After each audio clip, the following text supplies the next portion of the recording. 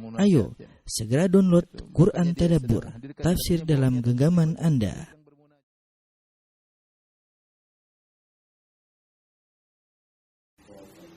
Bismillahirrahmanirrahim. Assalamualaikum warahmatullahi wabarakatuh.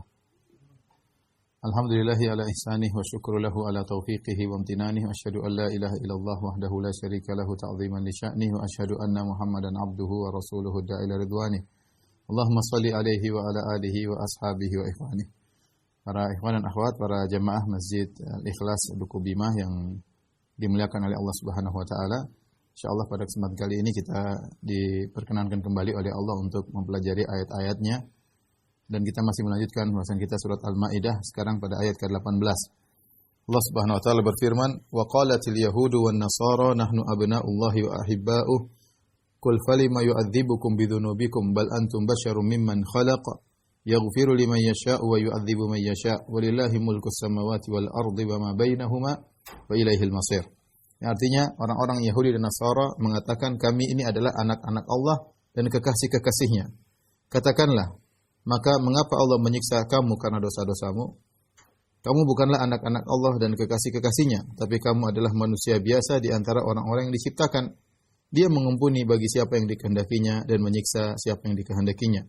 Dan kepunyaanlah Allah lah kerajaan langit dan bumi dan apa yang ada di antara keduanya, dan kepada Allah lah kembali segala sesuatu. Ya. Ayat ini dibuka dengan perkataan Yahudi dan Nasara.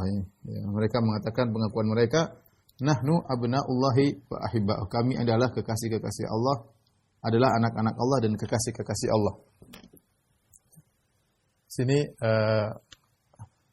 Yahudi berkata dan Nasara, nahnu abna'ullahi wa ahibba'uh. Ya, kalau kita terjemahkan secara letterlek, kami, ya, kami adalah anak-anak Allah dan kekasih-kekasihnya. Apa maksud anak-anak Allah? Para Allah mengatakan anak Allah maksudnya kami adalah al-muqarrabun, yaitu yang didekatkan kepada Allah. Ini pendapat pertama. Mereka menggunakan istilah anak, maksudnya kami didekatkan kepada Allah Subhanahu wa taala. Atau maksudnya adalah al-khassah. Al-khassah yaitu orang-orang khusus yang disebut dengan Asya Isa dan Asya Musa, ya. Asya Uzair.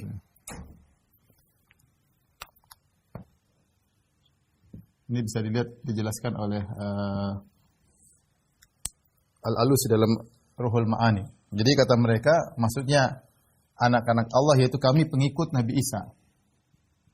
Pengikut Nabi Isa yang dianggap anak oleh mereka.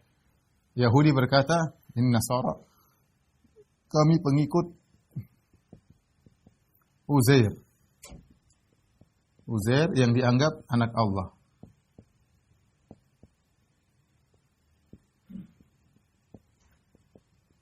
Sama, yang dianggap anak Allah. Oleh karenanya mereka tatkala mereka adalah pengikut Nabi Isa, maka mereka anggap diri mereka juga pengikut anak tersebut, sehingga mereka menisbahkan mereka adalah anak-anak Allah. Sama, Yahudi juga mengatakan kami anak-anak Allah adalah karena mereka pengikut Uzair. Ya. Nahnu abna'ullahi wa ahibba'uh. Ini pengakuan. Ini namanya dakwah, pengakuan mereka, ya. Pengakuan. Allah suruh bantah, ya.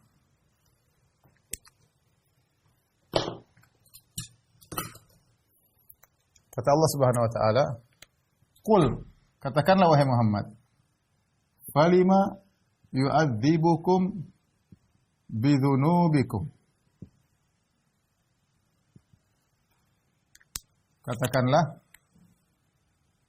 Katakanlah wahai Muhammad, wahai Rasul sallallahu alaihi wasallam, falima yu'adzibukum bidzunubikum. Lantas kalau kalian adalah kekasih Allah, kenapa Allah menyiksa kalian kalian dengan karena dosa-dosa kalian. Dosa-dosa kalian. Karena apa? Kekasih tidak mungkin menyakiti kekasihnya. Karena kita punya kaidah kekasih tidak akan menyakiti kekasihnya. Ini kaidah. Ya. Kalau Allah mencintai kalian, harusnya Allah tidak menyakiti kalian. Kalau Allah mencintai kalian, harusnya Allah tidak menyiksa kalian. Harusnya Allah tidak mengazab kalian. Ini jawaban yang sederhana, ya. Tapi bantahan telak kepada mereka. Mereka diazab, Yahudi atau Bani Israel, ya, terutama Yahudi, ya. Bani Israel termasuk juga Nasara. Mereka diazab sesudahnya dan sebelumnya. Sebelumnya nenek moyang mereka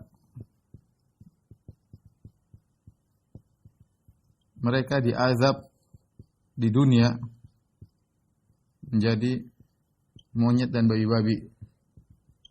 Monyet dan babi-babi. Ya. Kata Allah, kunu qiradatan khasiin. Jadilah kalian monyet-monyet yang hina. Wa ja'ala minhumul qiradatal khanazir.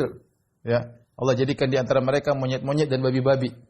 Ya, dan mereka tahu akan hal tersebut dan itu termaktub dalam buku-buku mereka bahwasanya nenek moyang mereka berubah jadi monyet dan babi-babi. Kalau Allah cinta kepada mereka, mereka adalah seperti dikatakan adalah suku yang terpilih, suku yang bahkan dalam kitab Talmud mereka mengatakan ruh mereka tercipta dari ruh Allah Subhanahu wa taala. Kenapa Allah mengadab kekasih-kekasihnya? Menunjukkan tidak, berarti mereka bukan kekasih Allah.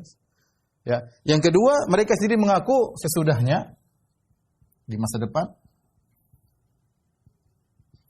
di akhirat mereka mengaku bahwasanya mereka akan diazab, mengaku hanya diazab beberapa hari. Ya, dengan hari yang berbilang.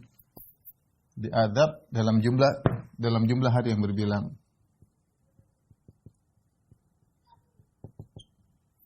Ada yang mengatakan mereka, ya kita mungkin diazab oleh Allah paling cuma 40 hari atau sekian karena kami dulu pernah menyembah sapi, maka kami akan diazab sesuai dengan jumlah hari kami menyembah sapi. Dan ini mereka mengakui. Wa qalu, kata Allah Subhanahu wa taala, wa qalu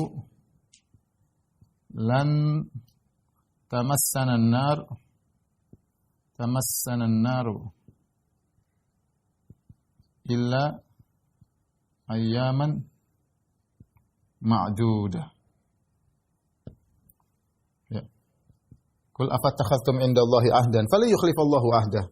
Am taquluna 'ala Allahi ma la ta'lamun. Mereka berkata, kami hanya diazab di neraka cuma beberapa hari saja. Katakanlah wahai Muhammad, apa kalian mengambil janji dengan Allah dan Allah tidak akan menyisi janjinya? Apakah ada janji Allah bilang hanya mengazabkan beberapa hari? Mereka mengakui mereka akan diazab. Ya. Dalam ayat yang lain, dzalika bi annahum qalu lan tamassana an-naru illa ayyaman ma'dudat. Ya. Ya, kata mereka lan tamassana an-naru illa ayyaman ma'dudat wa gharrahum fi dinihim ma kanu yaftarun.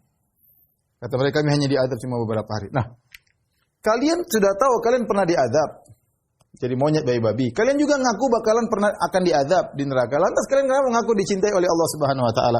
Ini adalah pengakuan omong kosong ya, kontradiktif, tidak mungkin.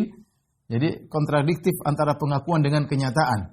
Bagaimana kalian ngaku dicintai Allah, ternyata kalian pernah diazab dan akan diazab ya. Makanya Allah membantah setelah itu ya. Saya ulangi, kontradiktif antara pengakuan dan kenyataan. Dan kenyataan. Propaganda tidak cocok dengan kenyataan. Makanya setelah itu Allah mengatakan bal antum basyarun mimman khalaq. Bal antum basyarun mimman khalaq.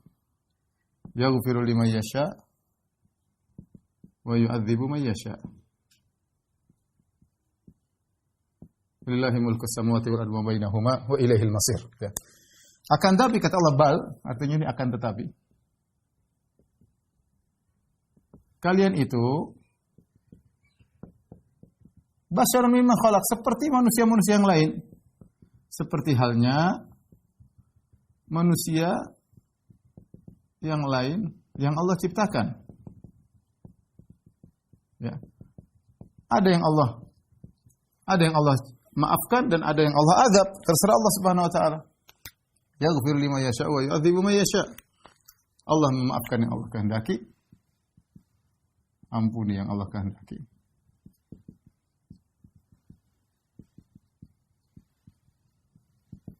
Allah menyiksa yang Allah kehendaki, mengadab yang Allah kehendaki. Kalian sama, tidak ada bedanya dengan suku-suku yang lain. Suku Arab, suku Indonesia, suku Jawa, enggak ada bedanya semuanya. Sama, kalian manusia sebagaimana yang lain, berlaku pada kalian peraturan-peraturan manusia. Yang berbuat baik Allah akan ampuni, yang berbuat dosa bisa Allah ampuni, bisa Allah adab. Walillahi mulkus samawati wal ardi wa ma bainahuma, ya, wa ilaihil masir. Bagi Allah adalah kerajaan langit dan bumi, terserah Allah melakukan apa yang Allah kehendaki. Kalian jangan ngaku-ngaku sembarangan ya. Wa ilaihil masir, dan kepadanya tempat kembali. Dan ini bantahan Allah kepada mereka yang mengaku bahwasanya mereka kekasih Allah dan anak-anak Allah Subhanahu wa taala. Tolong dihapus. Ayat berikutnya Allah Subhanahu wa taala berfirman, ayat 19, ya ahlal kitabi qad ja'akum rasuluna yubayyinu lakum ala fatratin minar rusuli. Wahai ahlul kitab, telah datang kepada kalian rasul kami yang menjelaskan kepada kalian ala fatratin minar rusuli, di mana rasul tersebut yaitu Rasulullah sallallahu alaihi wasallam datang pada masa kekosongan para rasul, ya, pada masa terputusnya pengiriman para rasul, pengutusan para rasul. Antaqulu ma ja'ana min basyirin wala nadhir. Buat apa antaqulu ma ja'ana min basyirin wala nadhir? Faqad ja'akum basyirun wa nadhir, agar kalian tidak berkata di kemudian hari, tidak datang kepada kami seorang pembawa berita gembira maupun seorang pemberi peringatan. Faqad ja'akum basyirun wa nadhir, sungguhnya telah datang kepada kalian pembawa berita gembira dan pemberi peringatan. Wallahu ala kulli syai'in qadir. Ya. Ayat berikutnya kata Allah Subhanahu wa taala, ya ahlal kitab. Ya ahlal kitab. Qad ja'akum rasuluna yubayyinu lakum ala fatratin minar rusul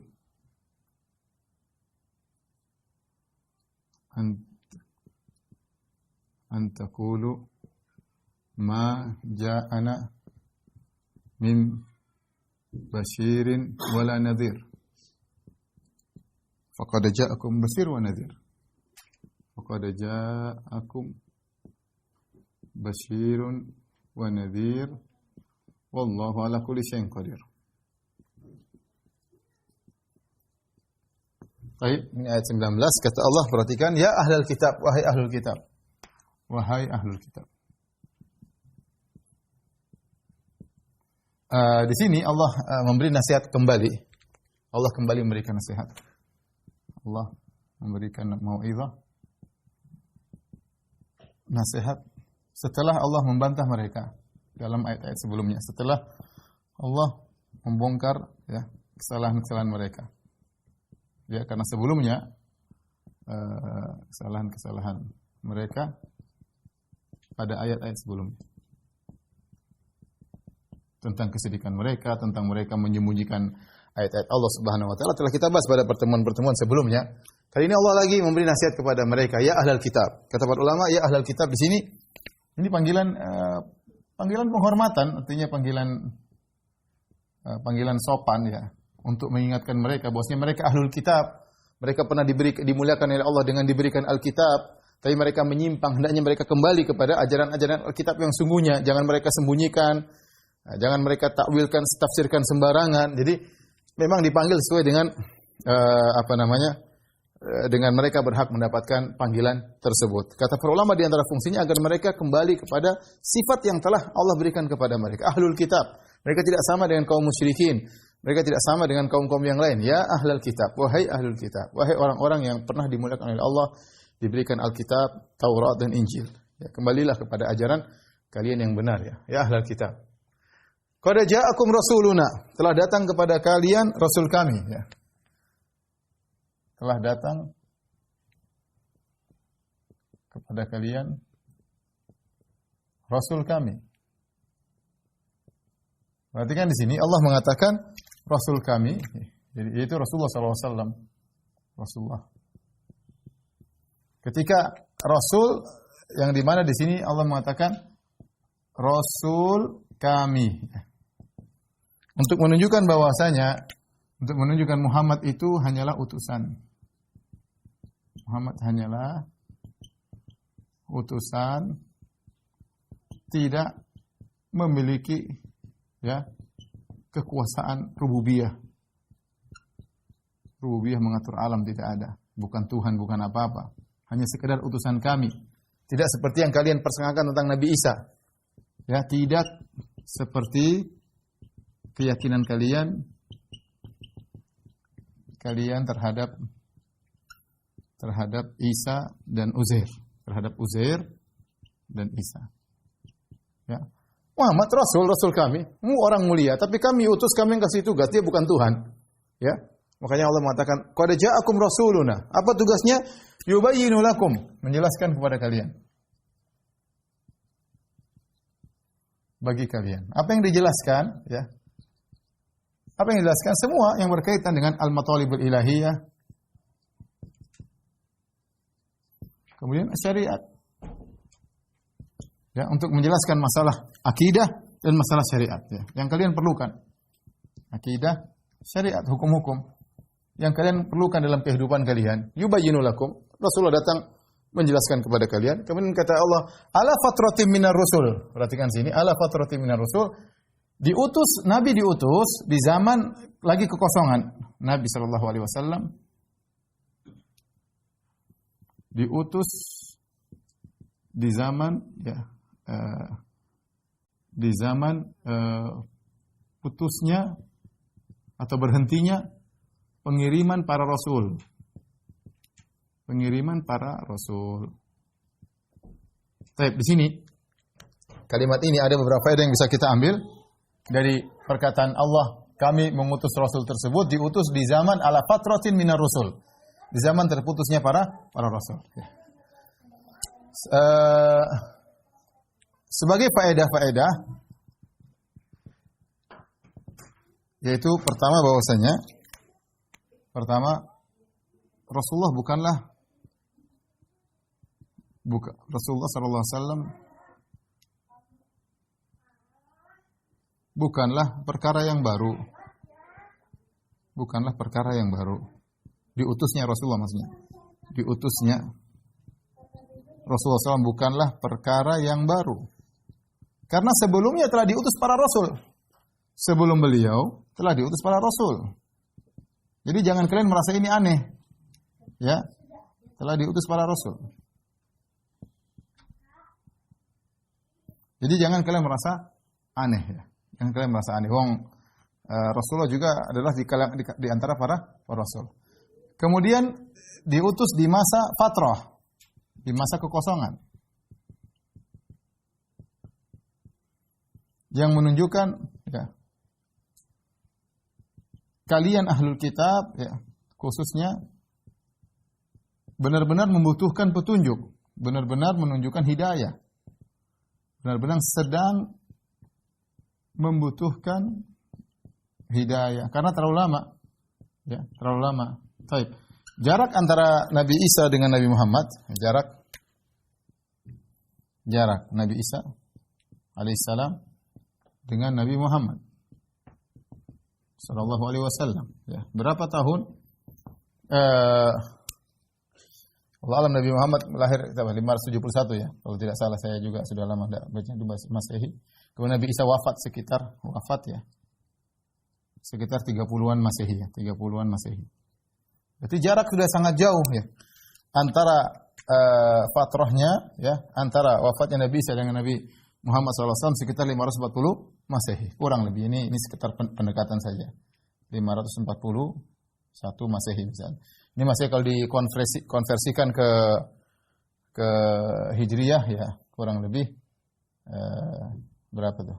Kali 3 kali 5, 15. Berarti sekitar 500 ya. 41, 66. Sekitar 566 tahun. Sekitar gitu. Jadi sudah ratusan tahun. Apakah ada antara nabi yang diutus antara Nabi Muhammad SAW ada khilaf? Sebagian ahli tafsir mengatakan ada 3 ya. Arsalna ilaihim dalam surat Yasin itu fa'azazna bitsalisin ya. Kami kirim kepada mereka 2 rasul, kami tambahkan lagi yang 3. Katanya ada 3 rasul antara Nabi Muhammad SAW, tapi enggak ada dalilnya yang tegas. Intinya waktu yang sangat banyak ini, ratusan tahun ya, yang menunjukkan kalian sudah jauh daripada kebenaran. Ini baru kaitannya dengan orang-orang Nasara, Ahlul Kitab Nasara. Bagaimana lagi dibandingkan dengan Yahudi sebelumnya? Sehingga ratusan tahun ini membutuhkan mereka lagi benar-benar membutuhkan rasul yang memberikan hidayah kepada mereka. Maka saatnya Allah mengutus Nabi Muhammad sallallahu alaihi wasallam ya. Baik. Apa tujuannya? Antaqulu ma ja'ana min basyir wala nadhir. Agar kalian nanti di hari kiamat, di kemudian hari tidak mengatakan, ya Allah, tidak datang kepada kami pemberi peringatan, pemberi kabar gembira, pemberi peringatan. Faqad ja'akum basyir wa nadhir. Padahal telah datang kepada kalian pemberi kabar gembira dan pemberi peringatan. Wallahu ala kulli syai'in qadir. Allah Maha Kuasa atas segala sesuatu. Jadi tujuannya ini adalah untuk menegakkan hujjah ya. Menegakkan hujjah kepada ahlul kitab, di antaranya hujjah kepada ahlul kitab agar tidak cari-cari alasan di kemudian hari. Alasan atau uzur di kemudian hari. Mereka mengatakan, ya Allah, belum ada datang memberi kabar gembira, memberi peringatan. Kata Allah, faqad ja'akum, telah datang kepada kalian memberi peringatan, memberi kabar gembira. Wallahu ala kulli syai'in qadir. Allah Maha Kuasa ya. Allah Maha Kuasa. Maha Kuasa untuk mengutus rasul lagi. Mengutus rasul terakhir, yaitu Rasulullah sallallahu alaihi wasallam. Ya. Meskipun sudah fatrah 500 tahun, kalau dia mengutus rasul yang baru, mudah bagi Allah Subhanahu wa ta'ala. Tolong dihapus. Baik, kita bacakan ayat berikutnya ya. Ini ayat yang cukup panjang tentang kisah Nabi Musa ya. Dari ayat ke-20 sampai ayat 26. Saya bacakan. Wa idh qala Musa liqaumihi ya qaumi dzkuru ni'matallahi 'alaikum. Tatkala Musa berkata kepada kaumnya, wahai kaumku, udzkuru ni'matallahi 'alaikum. Ingatlah tentang nikmat yang Allah berikan kepada kalian. Idz ja'ala fikum anbiya'a wa ja'alakum muluka. Tatkala Allah menjadikan di antara kalian adalah para nabi, wa ja'alakum muluka, dan Allah menjadikan kalian adalah penguasa-penguasa, raja-raja. Wa atakum ma lam yu'ti ahadan minal alamin. Dan Allah berikan kepada kalian apa yang tidak pernah Allah berikan kepada manusia sekalian di zaman kalian. Kalian spesial. Ya qaumi dukhulul ardhal muqaddasata allati kataballahu lakum. Wahai kaumku, masuklah kalian ke dalam negeri yang disucikan oleh Allah, yang telah Allah catat untuk kalian. Wala tartaddu ala adbarikum, jangan kalian mundur ke belakang, ya, lari. Tatkala jihad, fatanqalibu khasirin, maka kalian akan balik dengan kerugian. Jadi disuruh jihad oleh Musa. Apa kata mereka? Qalu ya Musa, inna fiha qauman jabbarin.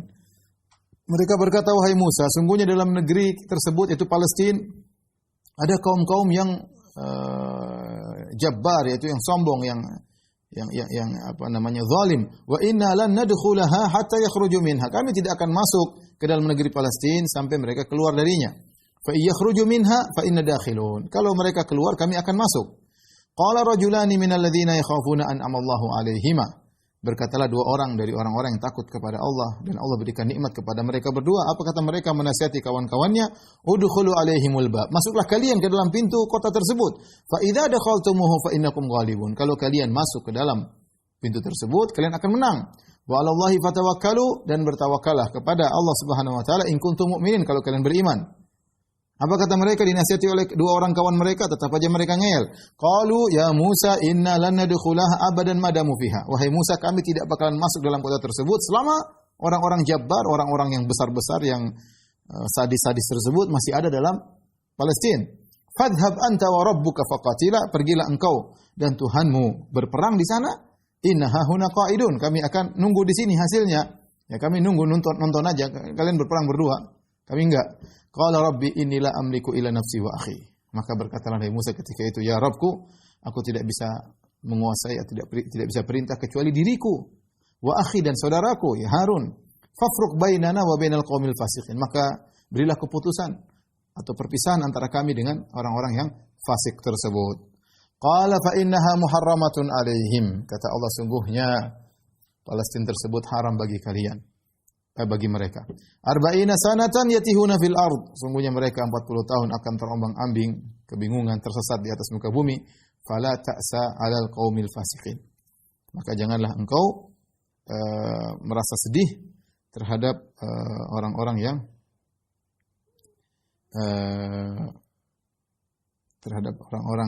yang fasik ya.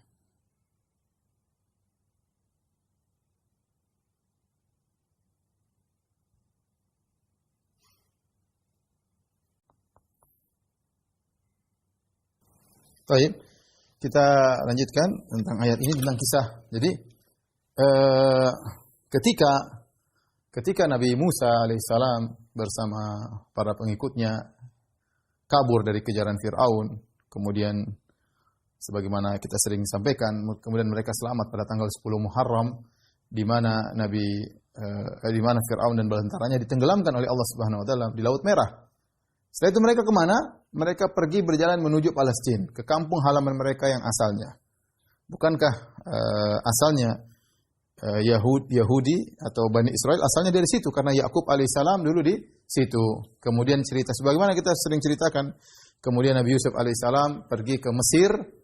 Kemudian setelah pergi ke Mesir, kemudian Nabi Yusuf menjadi menteri. Setelah menjadi menteri, dia bawa seluruh Bani Israel ke Mesir. Setelah di Mesir, kemudian mereka hidup dikasih tempat oleh suku Mesir.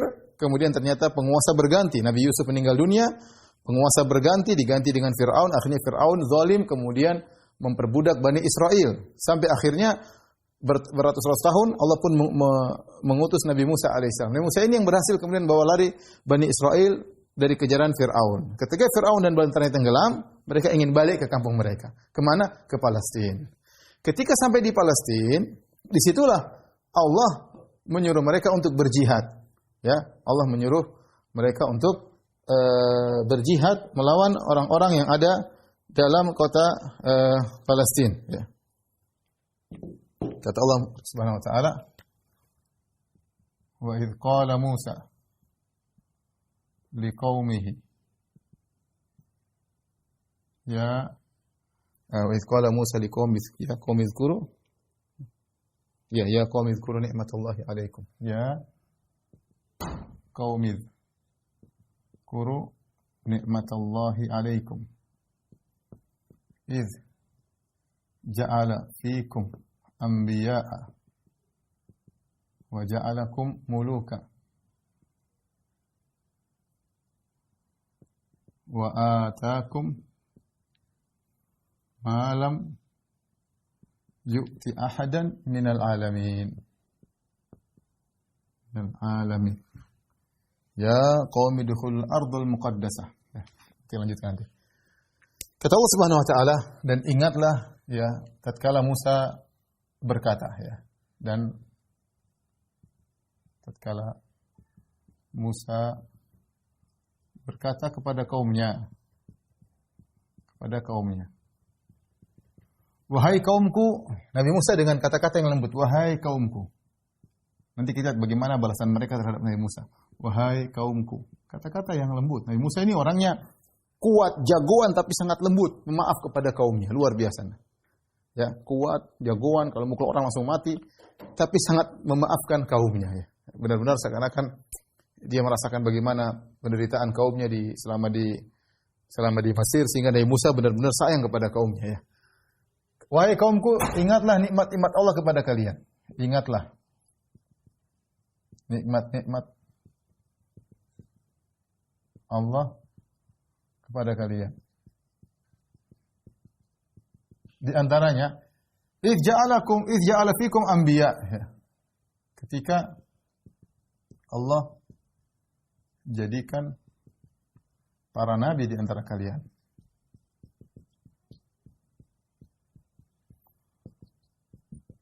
Di antara kalian. Wa ja'alakum muluka. Dan Allah jadikan kalian raja ya. Ini muluk dari jamak malik ya. Al-Malik. Wa atakum bukan wa atahum. Wa atakum ma lam yu'ti ahadan minal alamin. Dan Allah memberikan kepada kalian apa yang tidak Allah berikan kepada seorang pun dari suku yang lain. Yang tidak Allah berikan kepada seorang pun dari suku-suku yang lain di alam semesta ini. Di dunia ini. Baik.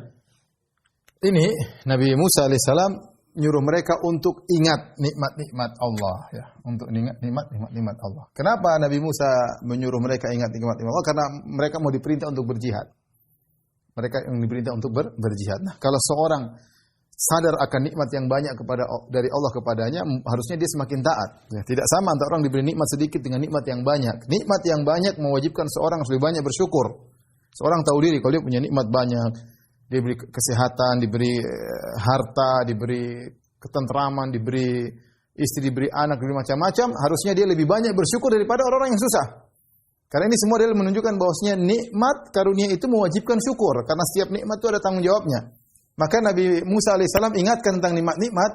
Kenapa diingatkan tentang nikmat-nikmat? Ya, karena mau disuruh jihad. Karena mau disuruh jihad. Maka diingatkan dulu. Kalian tuh dapat nikmat banyak dari Allah. Di antaranya, idz ja'ala fikum anbiya. Allah jadikan para nabi di antara kalian. Banyak nabi, banyak sekali nabi. Ya, banyak nabi. Setiap nabi ada yang meninggal, diganti dengan nabi yang lain. Setiap ada yang meninggal,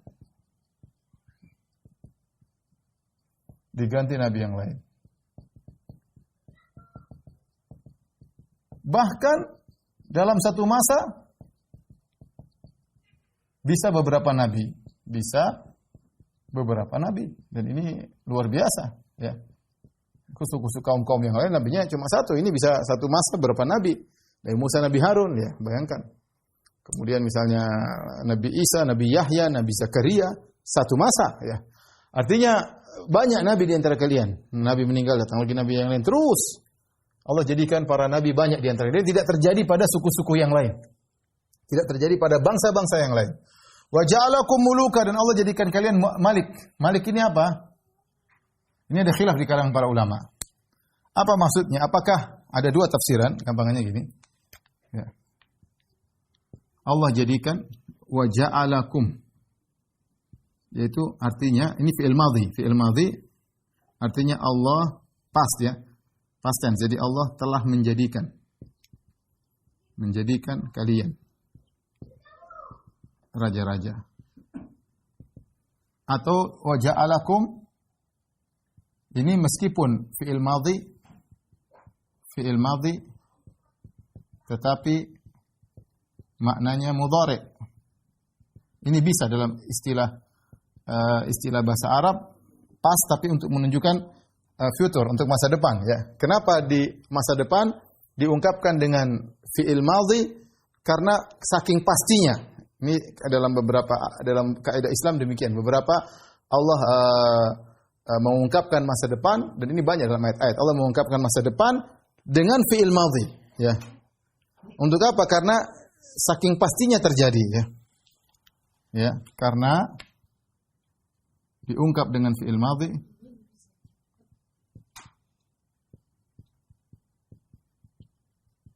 karena pastinya terjadi. Karena pastinya terjadi, ya. Baik, ini dua pendapat, ya, tapi Allah alam, ya, saya lebih condong pada pendapat ini.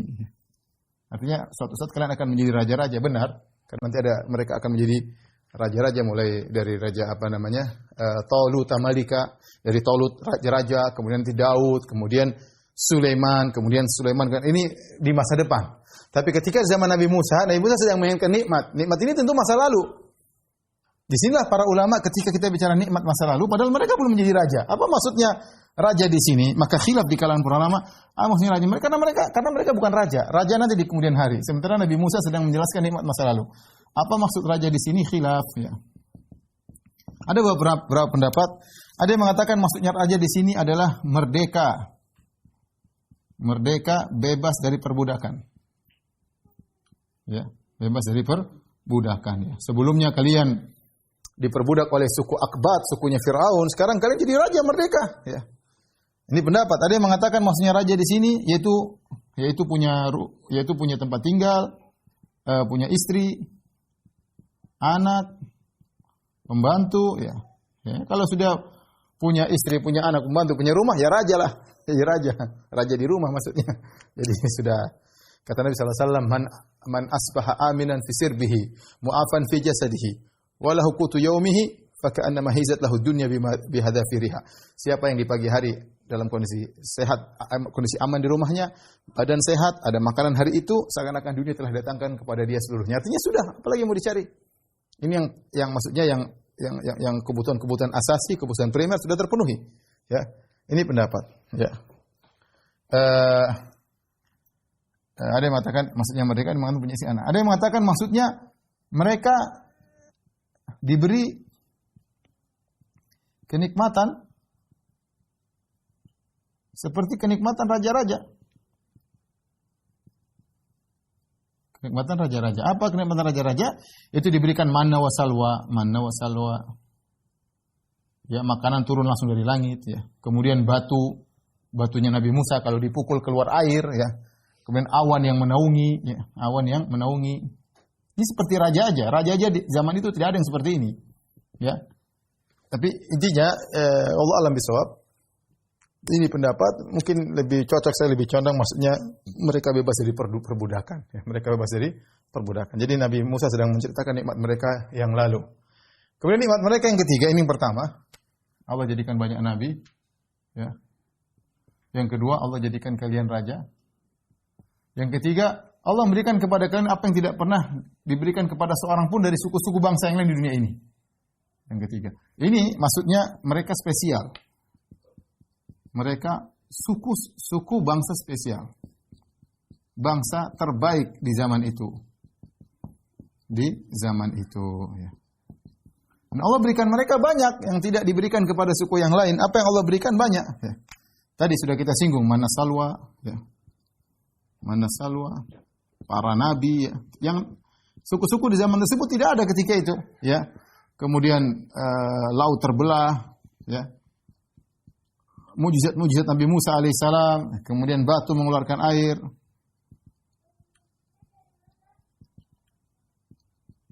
Kemudian di antaranya awan yang menaungi, kemana-mana dinaungi awan.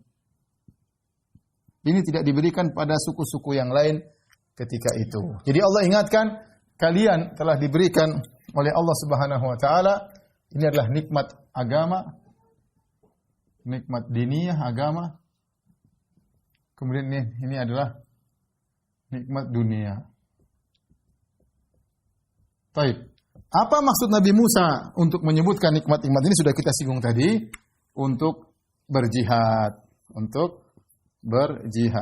Taib. Tolong dihapus, kita lanjutkan.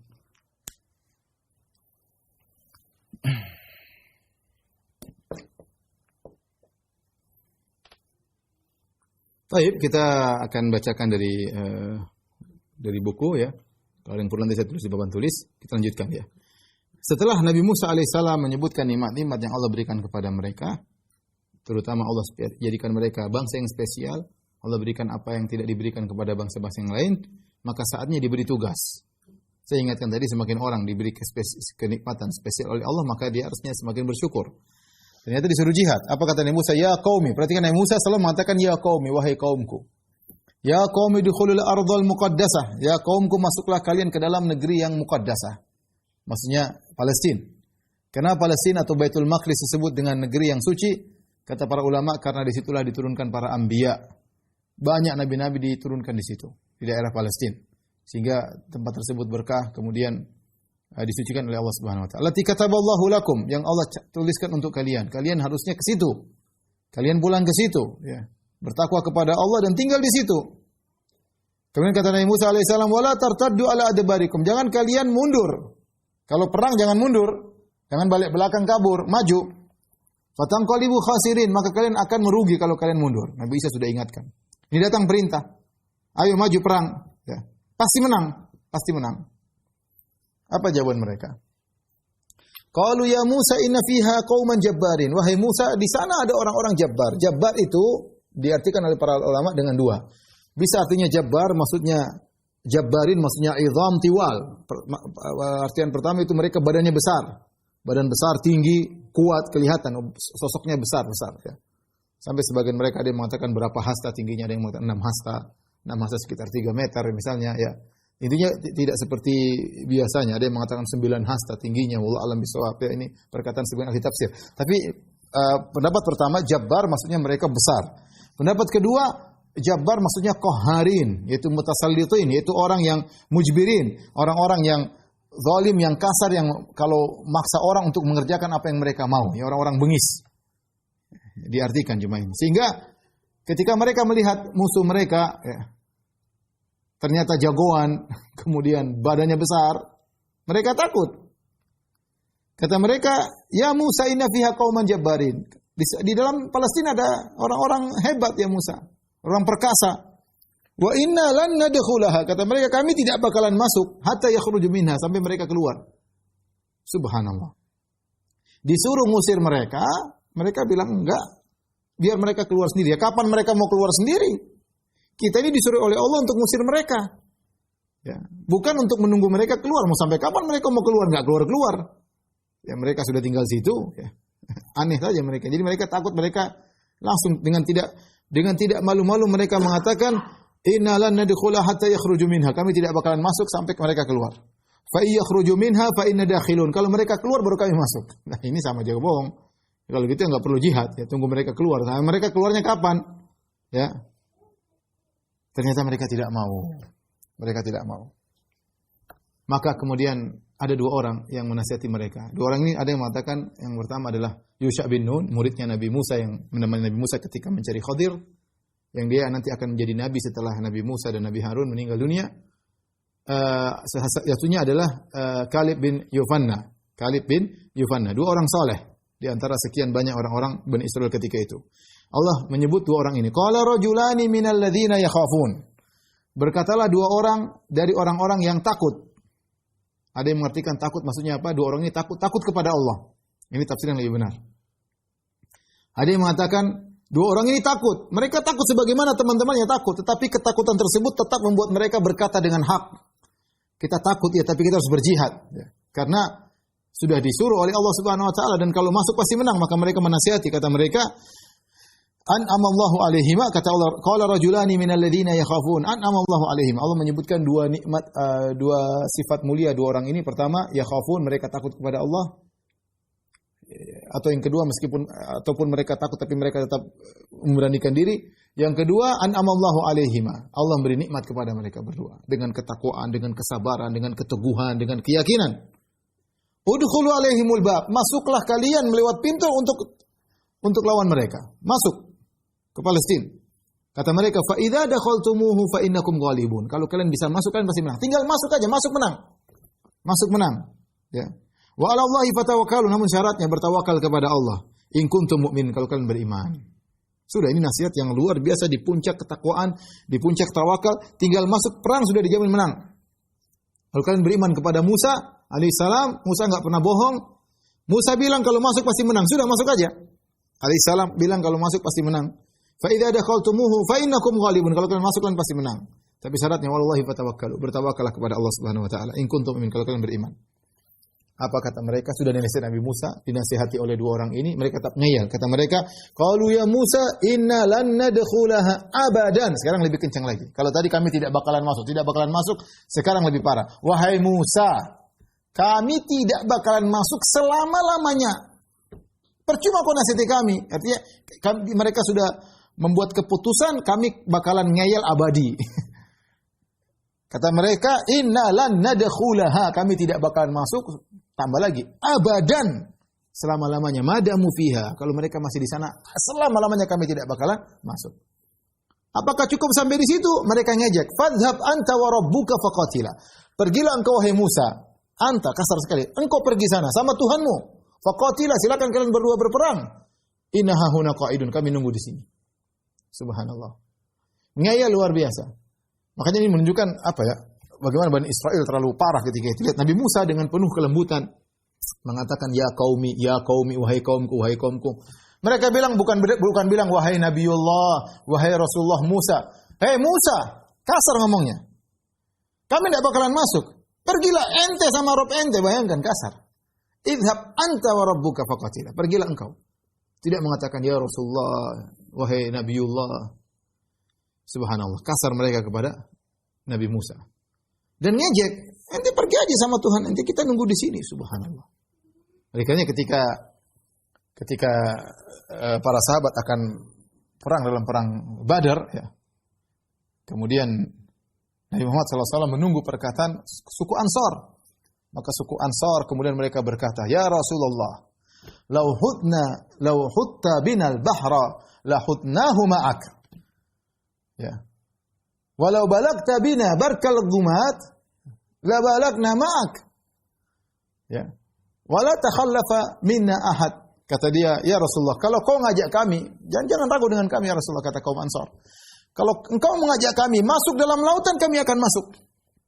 Kalau engkau mengajak kami pergi ke Barkil Gumat itu tempat yang sulit, penuh batu yang cadas, sulit untuk dilewati oleh onta dan kuda, harus menempuh perjalanan yang jauh untuk berjihad. Kami akan berangkat dan tidak seorang pun dari kami ketinggalan. Kami akan masuk di lautan, kami akan menempuh padang pasir, bebatuan, kami tidak peduli. Kami akan mengikuti engkau.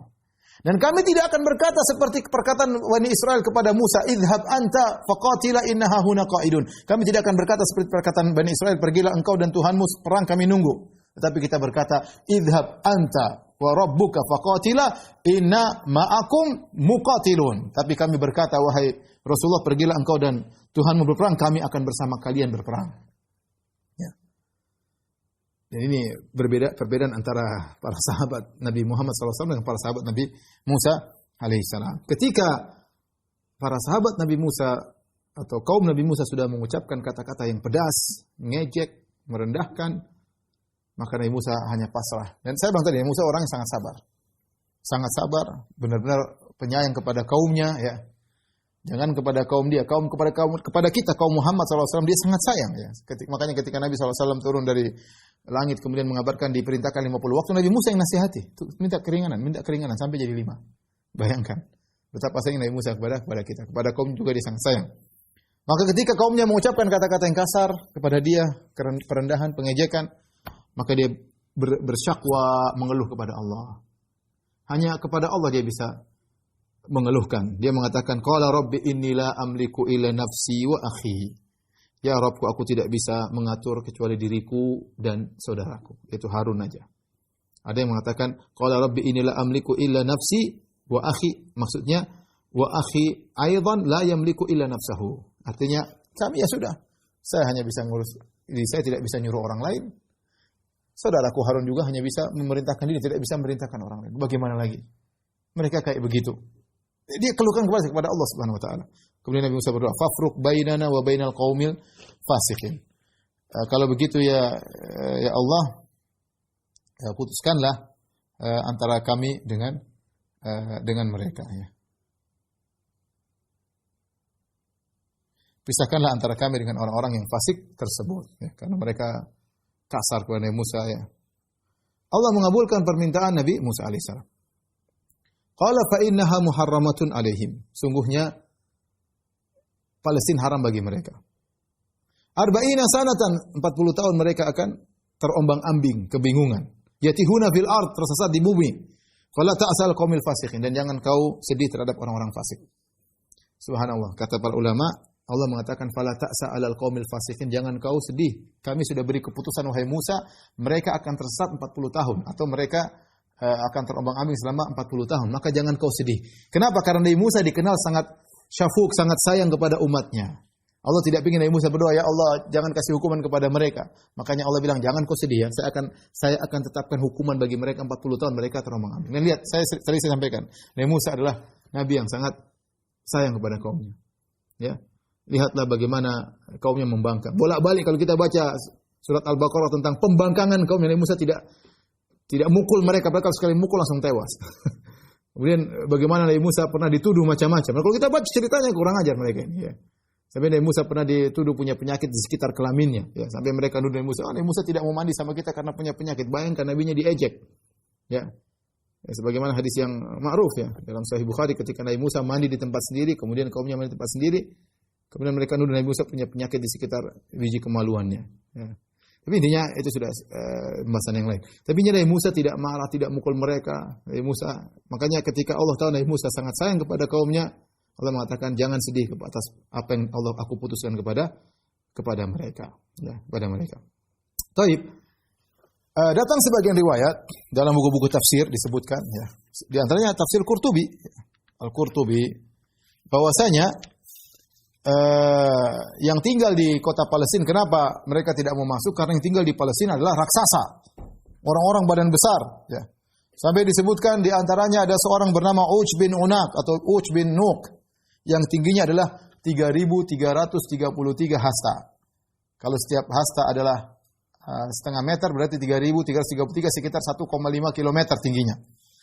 Sampai disebutkan kalau dia mau makan, dia ambil ikan di laut dengan tangannya, kemudian dia bakar di matahari, kemudian dia makan. Cenek, terus bakar matahari, kemudian apa? Makan. Ini khurafat semuanya. Ini kata Ibnu Qayyim rahimahullah taala dan Ibnu Katsir rahimahullah. Saya bacakan, Ibnu Katsir berkata, "Hiya min wad'i Bani Israil." Ini adalah hadis palsunya Bani Israil. Kita punya hadis palsu versi orang Islam, hadis maudhu'. Ini hadis palsunya Bani Israil, yang bikin hadis palsu Bani Israil. Demikian juga disebut Ibnu Qayyim rahimahullah taala, ya. Dzalika min wad'i zanadiqati ahli kitab. Ini yang bikin orang-orang zindik Bani Israil, yang bikin hadis ini. Kenapa? Karena ini seakan-akan melegalkan ketakutan mereka. Ya wajarlah kalau disuruh lawan orang 1,5 kilo tingginya, ya gimana? Ya.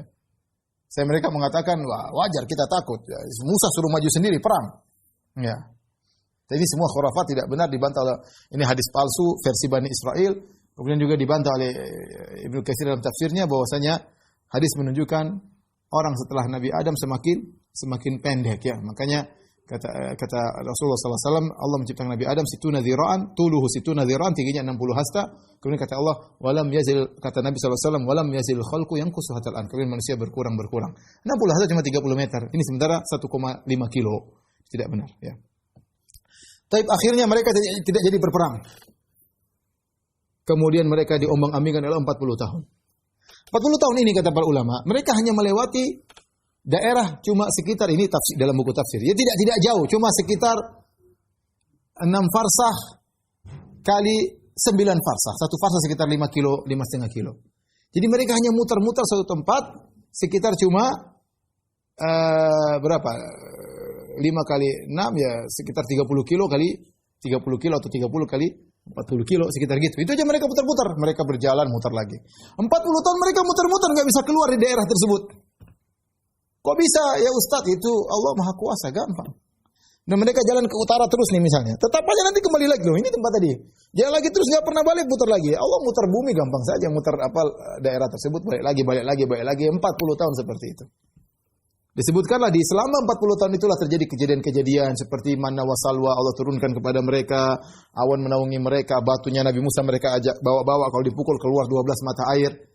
Sampai akhirnya setelah 40 tahun, orang-orang pembangkang mereka itu sudah banyak yang meninggal dunia, yang bilang kita duduk aja, ente aja perang ya Musa.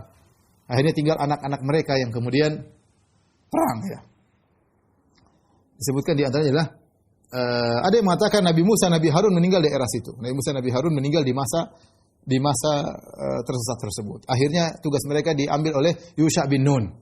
Ketika sudah selesai masa 40 tahun mereka terombang-ambing, maka Yusha bin Nun berserta anak-anak muda yang baru muncul, yang umur mereka mungkin sekitar 40 tahunan, ya, atau kurang daripada itu, maka Yusha bin Nun yang mungkin sudah agak tua ajak mereka bertempur, sehingga berangkatlah dia menuju ke Palestina untuk melawan orang-orang tersebut, berjihad di jalan Allah Subhanahu wa taala. Disitulah disebutkan bahwasanya ada seorang nabi yang pernah meminta matahari berhenti.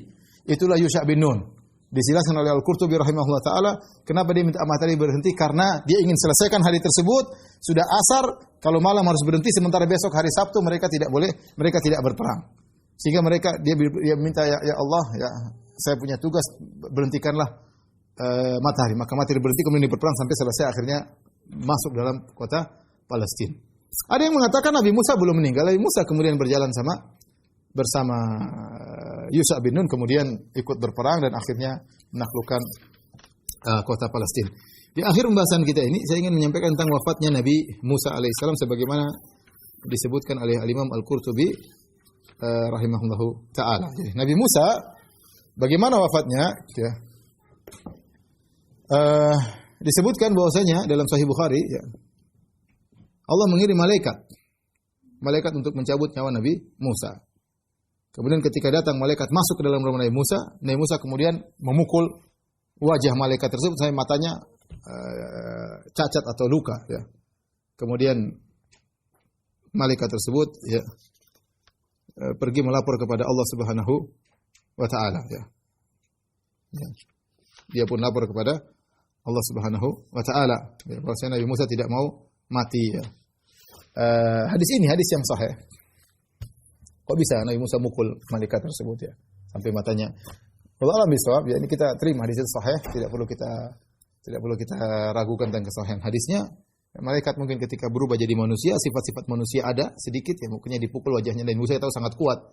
Ya, bagaimana Nabi Musa pernah mendorong orang langsung meninggal dunia, Nabi Musa pernah mukul batu sampai ada cap tangannya di batu, saking kuatnya Nabi Musa alaihissalam, nampar orang yang matanya lepas sangat mudah, ya. Kenapa Nabi Musa mukul malaikat itu yang dibahas oleh ulama? Kenapa Nabi Musa mukul malaikat itu? Ya. Ada yang ini majas, namun ini tidak pas. Ini kiasan, ini tidak pas. Yang benar hakiki. Hakiki ini benar-benar hakikat. Ada dua pendapat yang sangat kuat.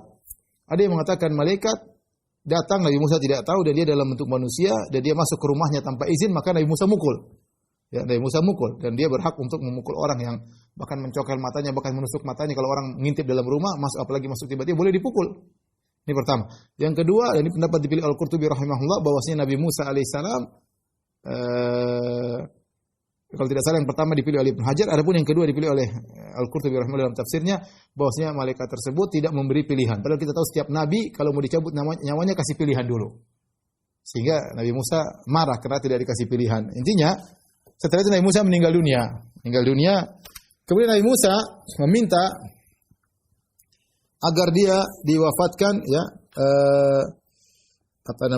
di dekat dengan Baitul Maqdis, tapi dijauhkan, romyatan bihajarin, yaitu ya Allah mintakan buatkanlah aku meninggal di daerah sekitar Baitul Maqdis, tetapi sejauh seperti batu yang dilempar, yaitu agak jauh dari Baitul Maqdis, ya. Apa sebabnya Nabi Musa minta seperti itu, agar dia dekat Baitul Maqdis tapi dijauhkan? Berkata Al-Qurtubi rahimahullahu taala, ya, wala alla dzalika li alla yu'bad wallahu a'lam. Ya, Nabi Musa minta agar kuburannya dia minta agar dijauhkan, ya, orang biar tidak tahu. Kenapa? Kata Al-Qurtubi, la alla dzalika li alla yu'bad, agar Nabi Musa tidak diibadahi. Dan ini juga disampaikan sebelumnya oleh Ibnu Battal. Dia mengatakan, wa makna ramyatun bihajar, kenapa Nabi Musa ingin dijauhkan sejauh lemparan batu? Ya, liyu'ma qabruhu, li'alla yu'bada qabruhu, atau li'alla ya'buda qabrahu juhalu ahli millatihi wa yaqsudunahu bitta'zim. Ini kata Ibnu Battal, agar kuburannya tertutupkan, terbutakan, tidak ada yang tahu di mana posisinya.